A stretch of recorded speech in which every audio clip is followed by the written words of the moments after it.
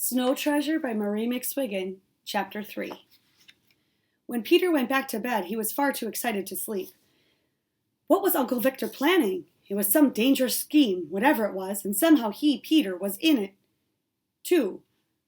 It was a way to save 13 tons of gold bullion for Norway. That was all he could understand. But how he was going to do it was more than he could hope for. How he was going to do it was more than he could hope to know. The men's voices were low. He could hear only a buzz. He lay thinking of Uncle Victor's words. It was about going to the Snake on a sled, he remembered. The Snake was where Uncle Victor kept his boat, so perhaps he wanted to put the gold on the boat and sail away. But in that case, why didn't he do it himself? What did he want of Peter? Uncle Victor could sail away all right, for the fjords were open all winter, and he was the best navigator in the world. It must be that he wanted Peter to carry the 13 tons of gold on his sled to the boat.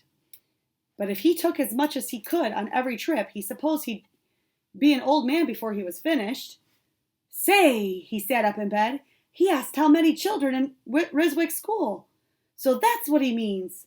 All are to help, even the girls.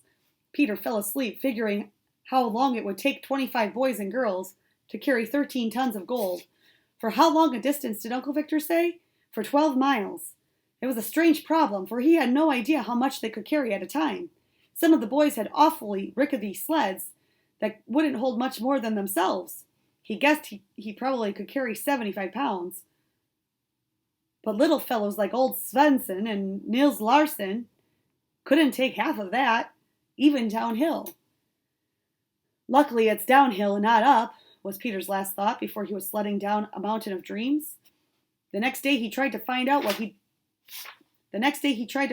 what had brought Uncle Victor back from Oslo so suddenly, but neither his father nor his mother would tell.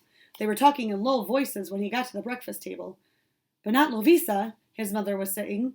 I couldn't bear to have Lovisa out of my sight. Yes, and Lovisa, his father was saying. We talked all through the night. Victor's right. For days I've been trying to figure a way out, and Victor hit it his first night home. It's the only way if we're caught. If something happens before we're ready. Why did Uncle Victor come back from Oslo? Peter asked. He always comes back in April, his father answered. Not when there's this much ice. Well, ask him. His father drank his coffee and rose from the table.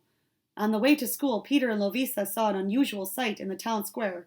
Uncle Victor and a crowd of men were building a wooden shed right beside the statue of King Haakon, and another one on the north, and one on the far side, and a big one near the school for the children. Uncle Victor was talking to the postman. Why, hello, Uncle Victor. Lovisa had not seen her uncle as Peter had the night before. What are you doing? Air raid shelters, he explained. Is that why you've come back from Oslo? Partly. They've built a lot of these in the south. Are the Germans coming, Uncle Victor? Or would it be the Russians, like in Finland? Hardly either, Lovisa. Certainly not the Germans. Way up here in the Arctic Circle's too far even for them. Then it must be the Russians. No, Lovisa, it's not the Russians. Then why are you building air raid shelters if it's not the Russians and it's too far for the Germans? Uncle Victor had to smile at what he called the relentless logic of childhood. It's always good to be prepared, he answered. If you're prepared, it won't matter if they do come. But it's silly if they're too far away. At school that day, it was hard to put one's mind on lessons. All the children knew of their air raid shelters and wanted to talk of nothing else. There was a feeling of restlessness that no one could explain why. Some of the primer class were in tears and had to be sent home, and often an older brother or sister had to go along. Mr. Anders, the schoolmaster, tried to comfort his pupils. He said that air raid shelters were found in every country, but here they were only a precaution. He was sure they would never be used. Norway's safe from war, he said. Our country's been at peace for over 100 years. We've no quarrel with anyone, and no one has a quarrel with us. Let's not worry about a thing as unlikely as war. There was a knock on the classroom door. Uncle Victor came in. He was a great favorite with all the children. When he visited the school, he always told a sea story, and so today they settled back for one of his salty tales. But it was no sea story that brought Captain Lundstrom on this occasion.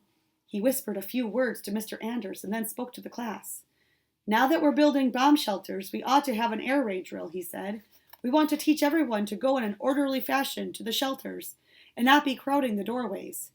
Just like a fire drill, Mr. Anders said. Just like a fire drill, Uncle Victor repeated. In a fire drill, you have your leaders and lieutenants. So with an air raid drill, I'm stumbling over my words, girls and boys. So with an air raid drill. Now, besides the boys and girls of this school learning to take care of themselves and not be a worry to their parents, there are other things we can do for our country. For that reason, I'm going to help you form a club. If he had promised to sail his boat to the moon, he could not have had a quieter audience. You want to know what kind of club?